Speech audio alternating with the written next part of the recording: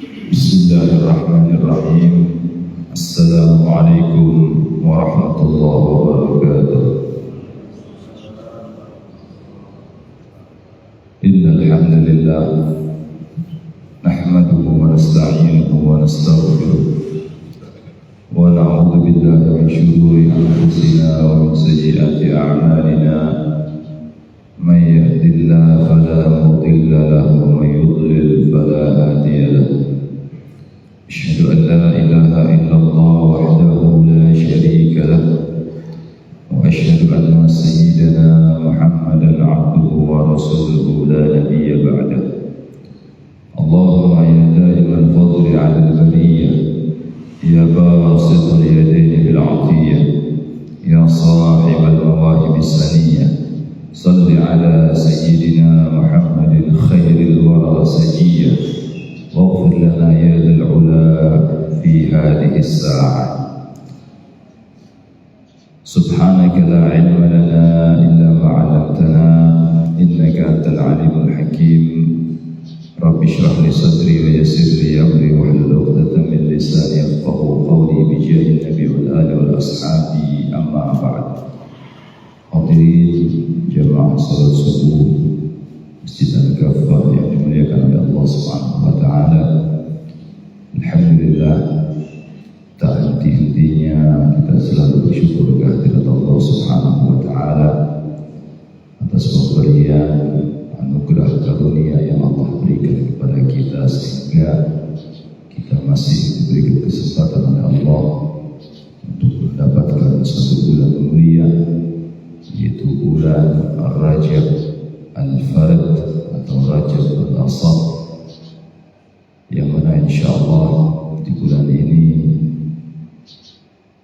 tatkala kita banyak memohon ampun kepada Allah Subhanahu wa taala, ampunan akan Allah turunkan kepada kita dan taubat kita akan diterima oleh Allah Subhanahu wa taala. Karena bulan Rajab ini adalah bulan yang mana Allah membuka pintu ampunannya untuk hamba-hambanya yang ingin kembali kepada Allah Subhanahu wa taala. Dan juga di bulan Rajab ini ada satu peristiwa yang sangat luar biasa yang sering tiap tahun kita peringati, dan mungkin tinggal beberapa hari lagi peringatan Isra Mi'rajnya baginda Nabi Muhammad sallallahu alaihi wasallam. Kejadian ini adalah kejadian yang tidak pernah dialami oleh siapapun dan tidak akan dialami oleh siapapun kecuali baginda Nabi Muhammad sallallahu alaihi wasallam.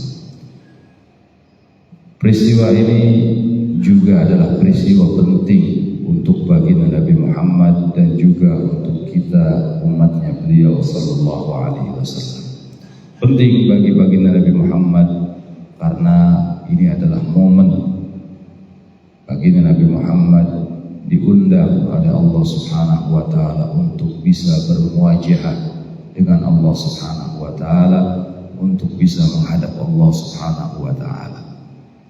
Manusia lain tidak ada yang bisa bermuajahah dengan Allah Subhanahu wa taala kecuali nanti di surganya Allah Subhanahu wa taala. Bahkan Nabi Allah Musa alaihi salam yang mendapatkan gelar kalimullah, nabi yang selalu mendapatkan nabi yang selalu berdialog dengan Allah Subhanahu wa taala. Beliau meminta kepada Allah Subhanahu wa taala seperti yang dijelaskan dalam Al-Qur'an, Rabbi arini anzur ilaik, ya Allah perlihatkan wujudmu agar aku bisa memandang engkau ya Allah. Qala lan tarani, Allah Subhanahu wa taala mengatakan engkau tidak akan pernah bisa untuk memandangku wahai Musa. Walakin anzur ilal jabal, akan tetapi lihatlah ke gunung tersebut, gunung Tursina. Fa in istaqarra makanahu fasawfa tarani, dan apabila gunung Tursina itu tidak terjadi kepadanya apapun, maka engkau akan bisa memandang aku. Walamma tajalla rabbuhu lil jabali, tatkala Allah Subhanahu wa taala menjelmakan nurnya ke bukit Tursina, apa yang terjadi? Ja'alahu dakka wa kharra Musa sa'iqa. Gunung itu bergetar kemudian hancur dan Nabi Allah Musa alaihi salam jatuh pingsan. Ini maka dari itu tidak ada manusia manapun yang bisa memandang zatnya Allah Subhanahu wa taala kecuali baginda Nabi Muhammad sallallahu alaihi wasallam. Nabi Musa memohon kepada Allah, tapi baginda Nabi Muhammad sallallahu alaihi wasallam tidak meminta, tapi diundang oleh Allah Subhanahu wa taala untuk bermuajah dengan Allah Subhanahu wa taala. Dan di dalam peristiwa Isra Mi'raj tersebut, tatkala baginda Nabi sallallahu alaihi wasallam bermuajah dengan Rabbul Izzah Allah Subhanahu wa taala, terjadi dialog antara baginda Nabi sallallahu alaihi wasallam seperti halnya yang kita selalu baca di dalam tahiyat. Baginda Nabi sallallahu alaihi wasallam mengucapkan salam untuk Allah Subhanahu wa taala. Assalamu at-tahiyatul mubarakatus salawatut thayyibatu lillah. Kemudian dijawab oleh Allah Subhanahu wa taala, Assalamu alayka ayyuhan nabiy wa rahmatullahi wa barakatuh. Kemudian dijawab kembali oleh baginda Nabi sallallahu alaihi wasallam, Assalamu alayna wa ala ibadillahi shalihin. Baginda Nabi sallallahu alaihi wasallam menghadap Allah sendiri. Tidak ada yang menemani, bahkan malaikat Jibril alaihi salam berhenti di batasnya, tidak melanjutkan mengantar baginda Nabi Muhammad sallallahu alaihi wasallam sampai berjumpa dengan Rabbul Izzah Allah Subhanahu wa taala. Baginda Nabi langsung diberangkatkan oleh Allah berjumpa dengan Allah Subhanahu wa taala sendiri, tetapi baginda Nabi sallallahu alaihi wasallam mengatakan assalamu alayna, keselamatan atas kami. Ini merupakan perhatian baginda Nabi sallallahu alaihi wasallam kepada kita umatnya.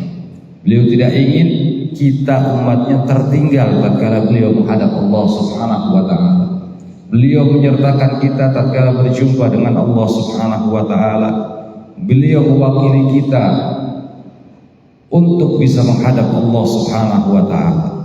Itu perhatian baginda Nabi sallallahu alaihi wasallam kepada kita umatnya. Bahkan tatkala bagi beliau berhadapan dengan Allah Subhanahu wa taala, falamma qaba qausaini aw adna, kata Allah Subhanahu wa taala, tatkala perjumpaan antara Rabbul Izzah Allah Subhanahu wa taala dengan baginda Nabi sallallahu alaihi wasallam sebatas daripada busur dan anak panah, bahkan lebih dekat daripada itu, terjadi dialog yang kedua yang pernah ditanyakan oleh Sayyidatuna Aisyah radhiyallahu taala anha kepada baginda Nabi sallallahu alaihi wasallam.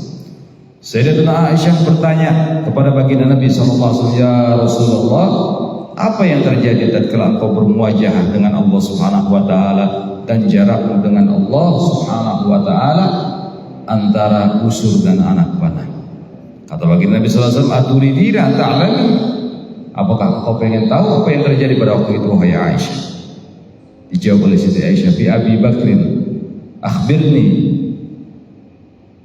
demi ayahku Abu Bakar wahai Rasulullah, beritahu kepada aku apa yang terjadi pada waktu itu. Kemudian baginda Nabi sallallahu alaihi wasallam menceritakan kejadian itu kepada Sayyidatuna Aisyah radhiyallahu taala anha. Beliau mengatakan kepada Allah Subhanahu wa taala, ya Rabb, innaka 'adzabtal umama ba'dhum bil hijarah wa ba'dhum bil khasaf wa ba'dhum bil masah wa ma anta fa'ilun bi ummati. Ya Allah, kata baginda Nabi sallallahu alaihi wasallam, engkau telah mengadab umat-umat sebelum kami. Ada yang engkau adab dengan engkau lempari batu dari langit. Ada juga di antara mereka yang engkau kutuk menjadi binatang, seperti beberapa orang kaum dari Bani Israel. Ada yang dikutuk oleh Allah Subhanahu wa taala menjadi kera. Kata Allah Subhanahu wa taala, kunu qiradatan khasiin, jadilah kalian kera-kera yang hina, karena mereka melanggar perintah Allah Subhanahu wa taala. Allah membuat aturan untuk mereka untuk tidak mengambil ikan di hari Sabtu, tapi mereka tetap melanggar perintah Allah Subhanahu wa taala. Tatkala diberikan peringatan oleh Allah Subhanahu wa taala melalui lisan daripada nabi mereka, mereka katakan, wahai Nabi, kami hanya memasang jaring di hari Sabtu dan kami mengambil ikannya hari Minggu. Maknanya kami tidak memancing, kami tidak mencari ikan di hari Sabtu. Diperingatkan oleh Allah Subhanahu wa taala, tapi namanya Bani Israel ngeyel. Bani Israil ini memang sifatnya mereka punya karakter ngeyel. Makanya nabinya Bani Israil ini paling banyak. Selain daripada Al-Anbiya wal Mursal, daripada 25 nabi yang kebanyakan mereka Allah utus untuk Bani Israil, juga banyak nabi-nabi yang lain. Ada Nabi Syam'un, Nabi Uzair, Nabi Yusha bin Nun. Ini nabi-nabinya Bani Israil. Karena mereka, Nabi Daniel, ya ini termasuk nabinya Nabi Bani Israil, karena mereka sangat-sangat cengkal, nggak bisa diomongin. Tatkala diperintah oleh Allah Subhanahu wa taala untuk menyembelih sapi, mereka nanya terus kepada Allah Subhanahu wa taala melalui Nabi Allah Musa alaihi salam, sapinya yang seperti apa? Yang betina ataukah yang jantan? Warnanya apa? Yang diternak atau digembala? Nah, ini selalu, makanya Allah Subhanahu wa taala mengatakan dalam Al-Qur'an, la tas'alu an asya'a in tubdalakum tasukku. Jangan kamu bertanya sesuatu yang apabila kalian bertanya maka akan menyusahkan kalian sendiri. Bani Israil demikian. Tatkala diperintah oleh Allah Subhanahu wa taala banyak tanya, akhirnya menyusahkan mereka sendiri. Repot mereka mencari sapi yang ditentukan oleh Allah Subhanahu wa taala. Ini Bani Israil. Di antara mereka ada yang dikutuk menjadi kera oleh Allah Subhanahu wa taala. Kemudian wa wa'tuhum bil khasaf, dan ada sebagian mereka, ya Allah, Engkau adab dengan Engkau tenggelamkan ke dalam bumi. Seperti kaumnya Nabi Allah Lut alaihi salam, Allah balik kampungnya. Jadi tatkala Nabi Lut keluar daripada kampungnya, kampung tersebut dibalik oleh Allah Subhanahu wa taala. Dan kata ulama, kampung tersebut sekarang ya menjadi laut mati yang ada di sekitaran negeri Syam, di sekitaran Palestina, Israel, kemudian Yordania. Nah, itu laut mati, dikatakan oleh para ulama itu bekas kampungnya Nabi Allah Lut yang dibalik oleh Allah Subhanahu wa taala dan ditenggelamkan penduduknya oleh Allah Subhanahu wa taala. Ya, wa ma anta fa'ilun bi ummati ya Allah. Kemudian apa yang bakal Engkau lakukan kepada umatku ya Allah? Dijawab oleh Allah Subhanahu wa taala, unzilu alaihim rahmati min ananis sama. Aku akan turunkan rahmatku untuk umatmu wahai Muhammad dari langit yang paling tinggi. Ini maknanya kasih sayang Allah Subhanahu wa taala kepada kita umatnya, berkat sayangnya, cintanya Allah kepada baginda Nabi Muhammad sallallahu alaihi wasallam. Dan Nabi Muhammad sangat perhatian kepada kita sehingga dimintakan kepada Allah Subhanahu wa taala, ditanyakan kepada Allah Subhanahu wa taala tentang bagaimana nasib kita. Dan Allah Subhanahu wa taala memberikan yang terbaik untuk kekasihnya baginda Nabi Muhammad dengan memberikan rahmatnya dari langit yang paling tinggi, kata Allah Subhanahu wa taala. Wa ubaddilu sayyi'atihim hasanat, dan aku akan ganti perbuatan-perbuatan jelek mereka dengan perbuatan-perbuatan yang baik. Wa fid dunya asturu usah, dan tatkala mereka hidup di dunia mereka bermaksiat kepada Allah Subhanahu wa taala, aku tutup, kata Allah Subhanahu wa taala, aibnya. Aku tidak sebarkan aibnya. Seperti Bani Israil. Kalau Bani Israil ini, ya hadirin yang dimuliakan oleh Allah Subhanahu wa taala, kalau mereka malam bermaksiat kepada Allah Subhanahu wa taala, besok pagi sudah tertulis di depan pintunya. Malam dia berzina, besok pagi sudah tertulis di depan pintu rumahnya, fulan zani, dia telah berzina. Kalau malam dia mencuri, esok hari di depan pintunya, pintu rumahnya sudah tertulis fulan malik. Jadi tidak butuh polisi. Padahal zamannya Bani Israil langsung dibuka aibnya oleh Allah Subhanahu wa taala. Tapi umat baginda Nabi Muhammad SAW ditutup aibnya oleh Allah Subhanahu wa taala, dan Allah memberikan kesempatan kepada umat baginda Nabi Muhammad untuk bisa kembali dan bertobat kepada Allah Subhanahu wa taala. Allah Maha menerima taubat daripada hambanya. Innallaha la yaqbalu taubatal 'abdi. Innallaha yaqbalu taubatal 'abdi ma lam yugharghir. Dan Allah selalu menerima taubat seorang hamba sebelum nyawanya berada di kerongkongan. Kapanpun kita kembali kepada Allah, Kapanpun kita bertaubat kepada Allah Subhanahu wa taala, Allah pasti akan menerima taubat kita selama nyawa itu belum berada di kerongkongan kita. Lain dengan Fir'aun.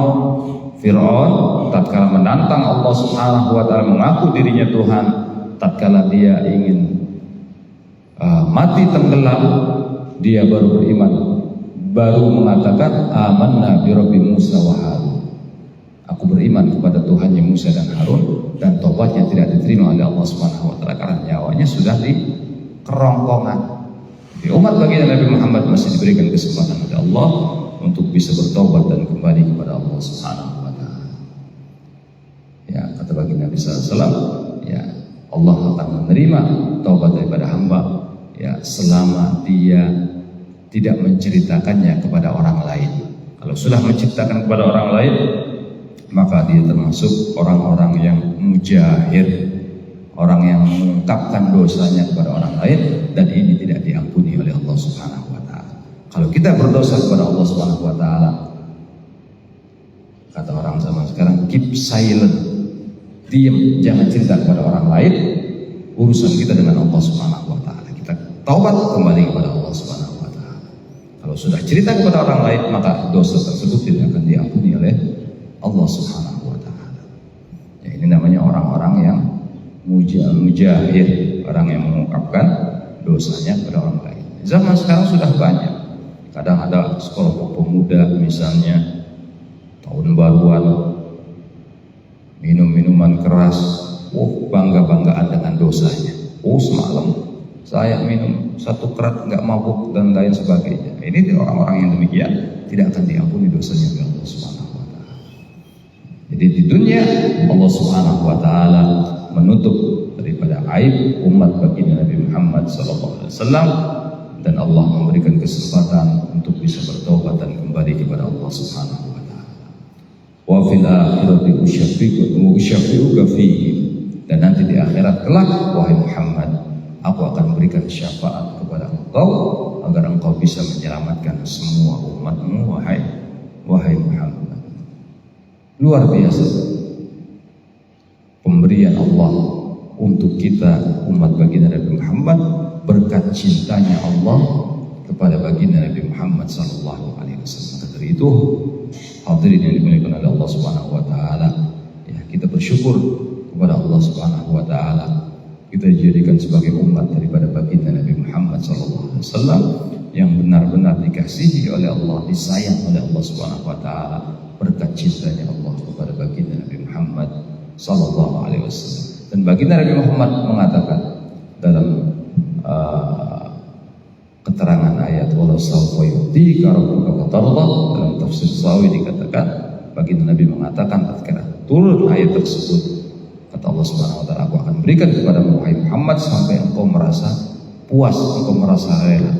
Dijawab oleh baginda Nabi sallallahu alaihi wasallam, ya Rabb, idzan la arda wa wahid min ummati fitnah. Kalau begitu ya Allah, aku tidak akan rela kalau masih ada salah satu umatku berada di neraka-Mu ya Allah. Allahumma shalli ala sayyidina Muhammad. Inilah kasih sayang baginda Nabi Muhammad kepada kita, sehingga Allah memberikan sesuatu yang terbaik untuk kita umat beliau sallallahu alaihi wasallam. Maka dari itu, nikmat yang paling besar yang wajib kita syukuri adalah kita dijadikan oleh Allah, dipilih oleh Allah sebagai umatnya baginda Nabi Muhammad sallallahu alaihi wasallam, yang mana umat baginda Nabi Muhammad juga adalah umat yang akan melangkahkan atau menginjakkan kakinya pertama kali di surganya Allah Subhanahu wa taala sebelum umat-umat yang lain. Ini adalah nikmat yang sangat besar yang Allah berikan kepada kita. Alhamdulillah. Hadirin yang dimuliakan oleh Allah Subhanahu wa taala, insyaallah pagi hari ini kita lanjutkan pembahasan kita, yaitu pembacaan sirah nabawiyah, kitab Tarikhul Hawadits wal Ahwal an-Nabawiyah karangan Sayyid Muhammad bin Ali al-Maliki. Ya. Qala al-muallif rahimahullah wa nafa'ana bihi bi ulum fid-darin amin, sampai kepada ucapan beliau, umara'uhu sallallahu alaihi wasallam. orang-orang yang diutus oleh baginda Nabi Shallallahu Alaihi Wasallam untuk mengurusi urusan umat. Ada beberapa sahabat yang ditunjuk oleh baginda Nabi Shallallahu Alaihi Wasallam untuk mengurusi umat. Tatkala baginda Nabi Shallallahu Alaihi Wasallam memberikan surat-surat kepada para raja-raja di sekeliling Jazirah Arab. Di antaranya baginda Nabi mengirimkan surat kepada Raja Najasyi, kepada Qaisar Rum, ya, kemudian kepada Kisra, pemimpin daripada Persia, dan beberapa raja-raja di Oman, di Bahrain. Baginda Nabi mengirim surat kepada raja-raja tersebut. Di antara mereka ada yang menyambut baik ajakan baginda Nabi Muhammad dalam memeluk Islam, seperti halnya Raja Najasyi, beliau ikut dan memeluk agama Islam, ikut kepada baginda Nabi Sallallahu Alaihi Wasallam. Heraklius, Raja Kaisar Rum, ya, Kaisar Romawi yang ditempatkan di daerah Bizantium, ya, di daerah Irak, dia tertarik untuk ikut kepada baginda Nabi Muhammad SAW, tapi dia takut tahtanya diambil kembali oleh pembesar yang ada di Romawi. Akhirnya dia tidak memeluk agama Islam, tapi dia mengakui dan memuliakan utusan baginda Nabi SAW yang diutus kepada mereka. Ada yang, ya, Kisra, ya, Raja Persia, menyobek-nyobek surat baginda Nabi SAW sampai didoakan oleh baginda Nabi SAW, ya, agar Allah memporak-porandakan kerajaannya. Akhirnya betul mustajab doa baginda Nabi SAW antara baginda Nabi dengan Allah Subhanahu wa Ta'ala, tidak ada hijab. Beliau angkat tangan dan berdoa agar Persia dihancurkan oleh Allah Subhanahu wa Ta'ala. Ternyata dihancurkan oleh Allah Subhanahu wa Ta'ala. Ya, jadi setelah mereka ada yang memeluk agama Islam, kemudian baginda Nabi SAW mengutus beberapa utusan daripada sahabat untuk mengurus urusan umat yang ada di sana. Di antaranya sahabat-sahabat tersebut adalah wa amma umarahu alaihi salatu wassalam, dan adapun orang-orang yang ditunjuk oleh baginda Nabi sallallahu alaihi wasallam sebagai wakil untuk mengurusi umat di sana, faminhum, di antara mereka adalah sahabat yang namanya Badan bin Saman min waladi Bahram. Amaruhu sallallahu alaihi wasallam alal Yaman. Sahabat namanya Badan bin Saman ini, ya, diutus oleh baginda Nabi sallallahu alaihi wasallam untuk mengurusi urusan umat yang ada di negeri Yaman. Yaman ini termasuk daripada kekuasaan negeri Habasyah. Pusat kekuasaannya yaitu di Habasyah, Ethiopia. Di Ethiopia, tapi mereka ekspansi sampai ke negeri Yaman karena memang jarak antara Yaman dengan Ethiopia ini hanya berseberangan dengan selat saja.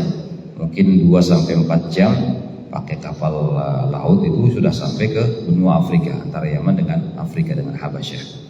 Djibouti itu dekat dengan kota Aden, ya, hanya dibatasi oleh laut, oleh selat. Nah, makanya Yaman ini termasuk kekuasaan daripada Habasyah, Afrika. Kemudian raja daripada Habasyah namanya Najasyi. Abraha dari Yaman. Abraha itu bukan orang Yaman. Abraha itu adalah orang Najasyi, ya, orang apa? Orang Habasyah yang ditugaskan untuk mengurus urusan di Yaman pada waktu itu. Sehingga dia, ya, yang beragama Nasrani pada waktu itu membuat tempat ibadah mereka sebesar-besarnya karena mereka Abraha ini melihat orang-orang datang ke Mekah untuk menunaikan ibadah haji dari seluruh dunia, datang untuk menunaikan ibadah haji. Dia ingin, ya, tempat ibadahnya juga dikunjungi seperti Mekah. Akhirnya tidak ada yang datang. Dia bangun semegah-megahnya tapi tidak dikunjungi oleh orang. Akhirnya dia kesal dan ingin menghancurkan Ka'bah tadi. Abraha akhirnya dibantai oleh Allah Subhanahu wa Ta'ala yang melalui burung ababil. Semua tentaranya hancur, ya, sebelum masuk ke kota kota Makkah. Ini Abraha termasuk orang Habasyah, karena memang di sejarah disebutkan dia itu di Yaman, tapi memang dia orang Habasyah karena Yaman ini sudah dikuasai oleh Habasyah. Jadi utusan daripada baginda Nabi Muhammad yang bernama Badan, sahabat Badan bin Saman, baginda Nabi sallallahu alaihi wasallam perintahkan untuk mengurusi urusan umat yang ada di Yaman. Wa amarahu sallallahu alaihi wasallam ala San'a Khalid bin Sa'id, dan baginda Nabi sallallahu alaihi wasallam juga menyuruh sahabat Khalid bin Sa'id untuk mengurus urusan umat di San'a. San'a ini sekarang ibu kota Yaman, berada di Yaman Utara. Sekarang sudah bergabung antara Yaman Utara Yaman Selatan, jadi negeri Republik Yaman. Ya, ibu kotanya di San'a. Nah, ini di San'a Khalid bin Sa'id diperintah oleh baginda Nabi sallallahu alaihi wasallam untuk mengurus daripada kota San'a. San'a ini dataran tinggi. Bapak hadirin yang dimuliakan oleh Allah Subhanahu wa taala, dataran tinggi, dan kalau sudah datang musim dingin luar biasa, bisa sampai minus derajat kalau sudah dingin. Ya, air itu di keran kadang tidak netes karena saking dinginnya, beku air kalau sudah datang musim dingin. Minus sampai 2 derajat sampai 4 derajat kadang kalau sudah di zona dataran tinggi, gunung, tapi dinginnya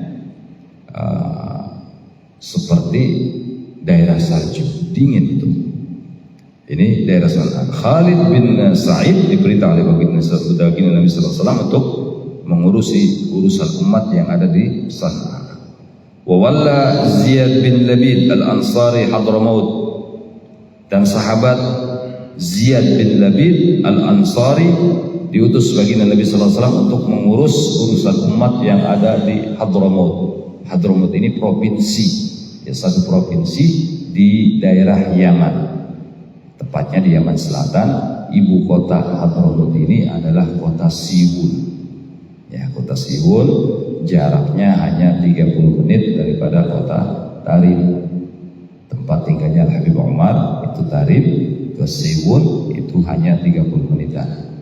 Ya, di Siwun ya ada kuburannya Al-Habib Ali bin Muhammad Al-Habsyi Simtud Durrah, dan banyak para habib yang lain yang ada di kota Siwun. Itu ibu kota daripada provinsi Hadramaut. Hadramaut ini provinsi, ibu kotanya Siwun tadi. Ya. Jadi Khalid bin Labid, Ziyad bin Labid al-Ansari diperintah oleh baginda Nabi sallallahu alaihi wasallam untuk mengurus urusan umat yang ada di negeri Hadramaut, di provinsi Hadramaut, karena memang di situ banyak kabilah-kabilah, banyak suku-suku ya daripada orang Arab Yaman yang tinggal di gunung-gunung. Itu masih banyak yang angon kambing, yang kerjaannya rumahnya mereka dari kemah-kemah ya, di tenda-tenda. Itu masih banyak di sana, masih banyak waktu zaman itu.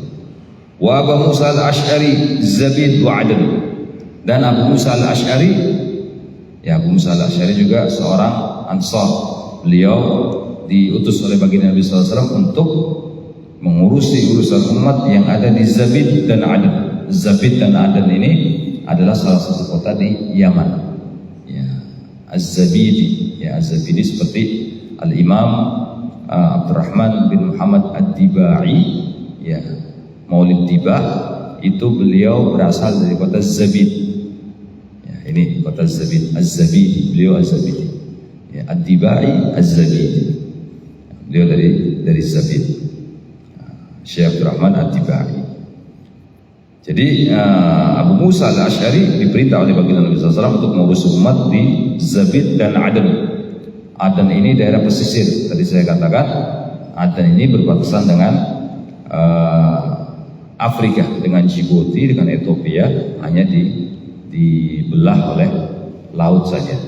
Dekat, jaraknya dekat antara Aden dan Djibouti. Aden ini adalah kota yang mana Al-Habib Abu Bakar bin Abdullah Al-Idrus Al-Adni, beliau dikuburkan di kota Aden. Beliau berasal dari kota Tarim, Kemudian diutus ayahnya Habib Abdullah bin Abu Bakar Al-Idrus untuk berdakwah di kota Aden. Setelah beliau belajar kepada ayahanda beliau, Habib Abdullah Abu Bakar ini belajar kepada ayahandanya, dan setelah lulus daripada ujian yang diberikan oleh ayahnya. Di antara ujiannya, beliau diperintah untuk mencari daripada makhluknya Allah Subhanahu wa Ta'ala yang paling jelek daripada dirinya yang ada di kota Tarim. Akhirnya beliau, Habib Abu Bakar ini, pergi ke pasar yang ada di kota Tarim. Kemudian dia melihat ada seorang pengemis. Dia katakan, oh ini sudah makhluknya Allah yang paling jelek daripada saya. Sudah pengemis, ya kumal, nggak ibadah. Akhirnya dia pulang, mau melaporkan kepada ayahandanya. Kemudian di jalan dia berpikir, ini orang pengemis tadi barangkali dia walinya Allah Subhanahu wa Ta'ala, atau tatkala dia mengemis kemudian dia kembali kepada Allah, saya kembali daripada tempat tersebut, dia bertobat kepada Allah, dia masuk surga, kita nggak tahu. Berarti saya makhluknya Allah yang paling jelek daripada dia. Balik lagi ke pasar, melihat seekor anjing yang meminta makan daripada orang-orang yang lewat di pasar tersebut. Kemudian beliau katakan, oh ini sudah yang paling jelek makhluknya Allah. Ini sudah najis, masih minta-minta lagi. Pulang, berpikir lagi beliau, anjing ini nanti di akhirat ya akan menjadi debu.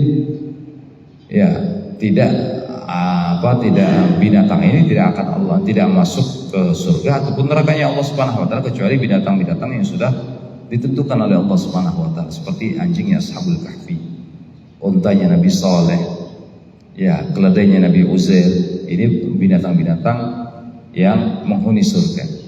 Nah, kalau yang lainnya kembali menjadi debu. Kalau saya, beliau berpikir kalau saya ini, ya kalau saya berbuat taat maka balasannya surga, tapi kalau saya maksiat kepada Allah, balasannya adalah nerakanya Allah Subhanahu wa Ta'ala. Berarti anjing masih lebih mulia daripada saya. Pulang kepada ayahanda beliau, mengatakan tidak ada makhluknya Allah di kota ini yang lebih jelek daripada saya, wahai ayahanda. Kemudian diutus beliau untuk berdakwah di kota Aden. Ya, di kota Aden beliau sukses dalam berdakwah. Beliau mencapai makom kewalian yang tinggi, sehingga ditantang oleh orang-orang Aden untuk meminta kepada Allah agar diturunkan hujan dari susu.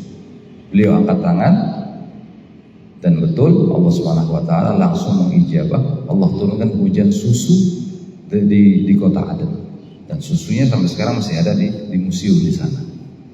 Ini Al-Habib Abu Bakar bin Abdullah Al-Idrus. Ada satu cerita unik tentang beliau. Tatkala beliau ini, ya beliau adalah orang yang kaya. Ya beliau kalau sudah ingin ke masjid ini, ya beliau digelarkan karpet merah dari rumah menuju ke masjid, dan santri-santri beliau mengawal di belakangnya. Di jalan bertemu dua orang suami istri daripada orang Yahudi. Dua orang ini bertanya, wahai Syekh, Nabimu pernah mengatakan, ad-dunya jannatul sijnul mu'min wa jannatul kafir. Dunia itu adalah penjaranya orang mukmin dan surganya orang kafir. Tapi kenapa kok terbalik? Berarti nabimu, yang diucapkan oleh nabimu ini tidak benar. Dijawab oleh beliau, wahai orang Yahudi, dia bilang, aku walaupun di dunia ini kaya, walaupun muridku banyak, tapi ini tetap aku anggap sebagai penjara, karena banyak aturan-aturan yang harus aku laksanakan dan tidak boleh aku langgar. Seperti halnya aku hidup di penjara. Engkau hidup di dunia, surgamu lah, surgamu saja kamu ini sengsara, apalagi nanti di akhirat yang merupakan neraka. Kamu akan lebih sengsara daripada sekarang hidupmu di dunia. Akhirnya dengan ucapan beliau, dua orang Yahudi ini masuk ke dalam Islam, sadar dan masuk ke dalam agama Islam. Juga beliau Al-Habib Abu Bakar Al-Adni, ya Ya, ada satu cerita lagi.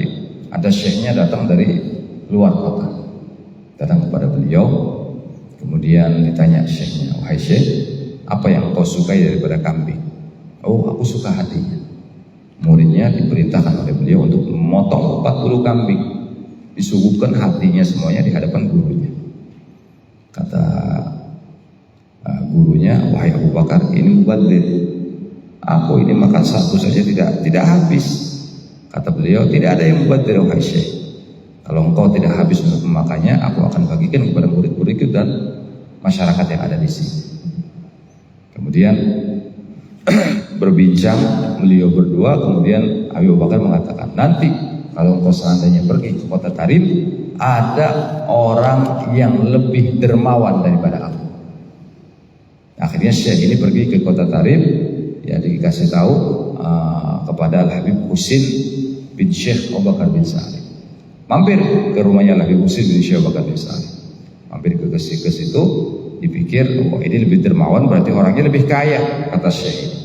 Akhirnya masuk rumahnya kecil, dijamu, ya diberikan minum oleh Habib Husin. Kemudian tepat datang waktu makan siang. Waktu makan siang, beliau masuk ke dalam rumah, beliau ambil satu roti, beliau bagi dua rotinya, satu diberikan untuk tamunya, satu beliau bawa masuk lagi. Syekh ini bertanya, wahai Habib, dia bilang, Habib Husin, dikata Abu Bakar Al-Adni mengatakan engkau ini orang yang paling dermawan. Tapi kenapa engkau hanya menyuguhi aku sepotong roti, sedangkan Abu Bakar, dia bilang, dia suguhkan aku 40 daripada hatinya kambing. Kata Habib Husin, iya, kalau Abu Bakar Al-Idrus, dia orang yang kaya, banyak dunia, ya, dia banyak harta sehingga dia mampu untuk menyembelih daripada 40 kambing. Tapi aku lebih kaya daripada dia. Kaget syekhnya. Kok bisa begitu wahai? Iya, karena biasanya setiap hari satu roti ini aku makan untuk satu keluarga. Tapi gara-gara engkau datang ke rumahku yang seharusnya satu roti itu untuk keluargaku, aku bagi dua, yang separuh untukmu, yang dimakan keluargaku hanya separuh. Berarti aku lebih dermawan daripada Abu Bakar Al-Adni. Nah, ini cerita daripada orang-orang yang soleh. Ya, jadi kita kembali sahabat Abu Musa Al-Asy'ari diperintah oleh baginda Nabi SAW untuk mengurus umat yang ada di Zabid dan Aden. Wa Mu'ad bin Jabal al-Junda bil Yaman. Sahabat Mu'ad bin Jabal diutus oleh baginda Nabi SAW untuk melatih tentara-tentara yang ada di Yaman. Dilatih strategi, karena Mu'ad bin Jabal juga termasuk ya sering menjadi panglima perang di dalam perang-perangnya sahabat yang diutus oleh baginda Nabi Sallallahu Alaihi Wasallam. Nah, ini Mu'ad bin Jabal diutus untuk melatih tentara-tentara yang ada di sana. Wa Abu Sufyan bin Harb Najran. Abu Sufyan diutus oleh baginda Nabi Sallallahu Alaihi Wasallam untuk mengurusi umat yang ada di Najran, ya, daerah Najran. Wa ibnuhu Yazid Taimah, dan anaknya Yazid bin Abi Sufyan, ya beliau perintahkan, baginda Nabi SAW perintahkan untuk mengurusi daerah Taimah. Wa Attab bin Usaid Makkah, ya Attab bin Usaid diperintah oleh baginda Nabi SAW untuk mengurusi kota Makkah. Wa iqamatil musimil hajj, dan untuk mengurusi urusan haji kalau setahun sekali. Jadi memang diafatul hajj mulai dulu diurus oleh Bani Muttalib, ya karena baginda Nabi sallallahu alaihi wasallam ya berada di kota Madinah, beliau mengutus daripada Attab bin Usaid untuk mengurusi tamu yang ada di kota Mekah. Jadi orang-orang Quraisy itu kalau sudah musim haji, hadirin, ya mereka ini mendirikan tenda di depan rumah-rumah mereka untuk istirahatnya para tamu-tamu Allah Subhanahu wa taala yang melakukan ibadah haji. Dari dulu, dari zamannya Nabi Ibrahim sampai orang Quraisy menyediakan diyafah, ya jamuan untuk orang-orang yang berhaji. Mereka keluarkan, mereka potongkan kambing, mereka berikan mereka makanan semuanya. Nah, ini yang selalu dilakukan oleh orang Quraisy. Ya, karena mengikuti datuk-datuk mereka sampai kepada Nabi Allah Ibrahim alaihissalam. Jadi semua tamunya Allah yang berhaji dijamin oleh orang-orang Quraisy yang ada di kota Mekah. Dan ini biasanya ya kunci daripada Ka'bah, daripada Masjidil Haram ya diserahkan kepada Bani Muttalib. Ya, Bani Muttalib ya keturunan daripada baginda Nabi Muhammad sallallahu alaihi wasallam. Ya, jadi Attab bin Usaid diperintah oleh baginda Nabi SAW untuk mengurusi urusan haji di kota Mekah. Itu di tahun 8 Hijriah. Wa Ali bin Abi Thalib al-qada' bil Yaman, dan Sayyidina Ali karamallahu wajhah ya beliau diperintah oleh baginda Nabi SAW juga untuk mengurusi ya peraturan atau hukum yang ada di kota Yaman, di negeri Yaman.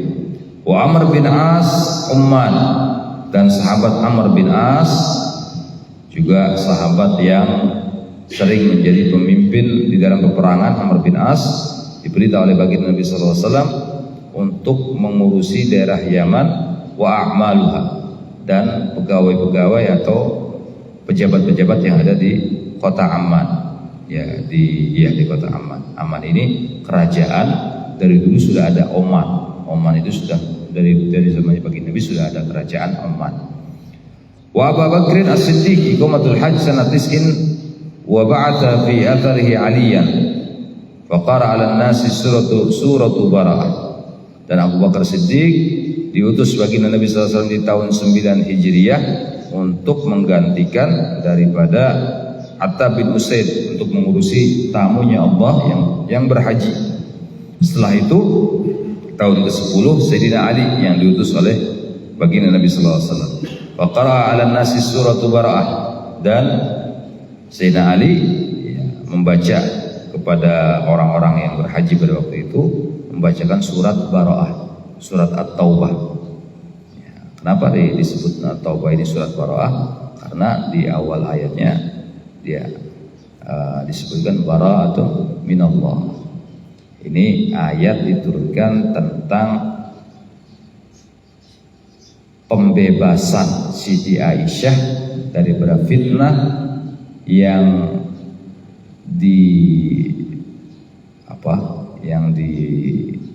ditimbulkan oleh orang-orang munafik yang mereka memfitnah Siti Aisyah tatkala pulang daripada peperangan ya baginda Nabi terlebih dahulu. Ya, kalau orang zaman sekarang dikatakan selingkuh.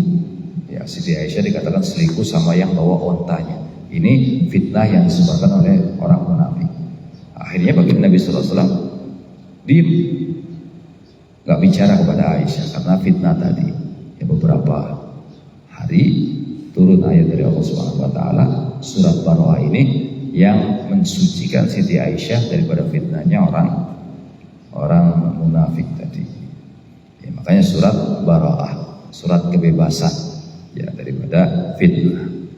Waqad walla alaihi salatu wassalam as-sadaqat jama'atun katsira, dan bagi Nabi SAW juga mengutus beberapa sahabat yang banyak untuk mengurusi zakat yang di semua negeri.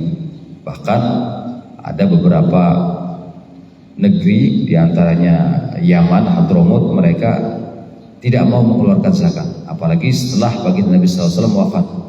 Ya, baginda Nabi SAW wafat, Abu Bakar yang menjadi khalifah, mereka tidak mengeluarkan zakat karena mereka anggap zakat itu di zaman baginda Nabi SAW. Baginda Nabi wafat sudah mereka bebas daripada zakat.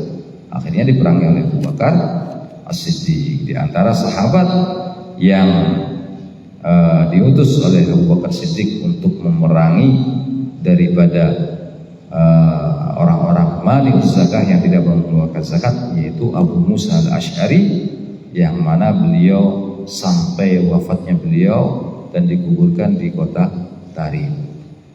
Ya, Abu Musa al-Asy'ari, kemudian Ziyad bin Labid al-Ansari juga beliau dikuburkan di kota Tarim. Makanya di kota Tarim itu di perkuburan Zambal ada yang sebelah kiri itu kubahnya para sahabat. Ya, mereka semua ashabu Badr yang pernah ikut perang Badar dan dikuburkan di pemakaman Zambal tadi. dekat dengan Sayyidina Faqih Al-Muqaddam, dengan Al-Habib Abdullah bin Ali Al-Haddad, Habib Abdullah bin Abu Bakar Al-Idrus, di satu lingkungan makaman situ. Wallahu a'lam bissawab. Insyaallah kita lanjutkan di pertemuan yang akan datang. Ya Rabbana a'tarafna bi annana tarafna wa annana asrafna ala ladha ashrafna fatub alaina tawba taghsil li kulli hawba wastur lana al-awrati wa aminir rawati waghfir li walidina rabbi wa mauludina wal ali wal ikhwani wa sairil khillani wa kulli dhi mahabba mujiratin sahaba wal muslimina ajma'in rabbi asma waddun wajudan manna la biktisabim minna bil mustafa rasuli lahra bi kulli suli salla wa sallam rabbi alaihi addal habbi wa alihi wa sahbihi idadat tassis sahbi walhamdulil ilahi bil bad'i wat tanahi rabbana wa alamna rabbil alamin alladhi yanfa'una rabbul qina bagi ahlana wa barabatina fi dinina wa al-qudru mutadhakkaru bi rabbina wa fi ma tardika wa bi karama warzuqna kull hadan la yukhillat ya ala wa nahdu bil khair wa nabwa kull shay rabbana sallallahu kull shu'un wa bi ridwan wa rabbana kull duyun qabla ta'ti al-muslimin wa rabbi fi sallallahu man satara wa sallallahu alaihi mustafa wa min al-hajj ta'ala wa wafa bi kitab al-fil shifa wa al-ali kiram sharafa wa sahbihi wa sallallahu rahmatina bi hudak wa min sharri Allah wa turid wa yansiba wa la tajalla min khalaq amraka wa asab wa sallallahu alaihi wa sallam wa la hawla wa la quwwata illa billahi al-ali al-azim sallallahu alaihi wa sallam Muhammadin wa alihi wa sallam alhamdulillahi rabbil alamin.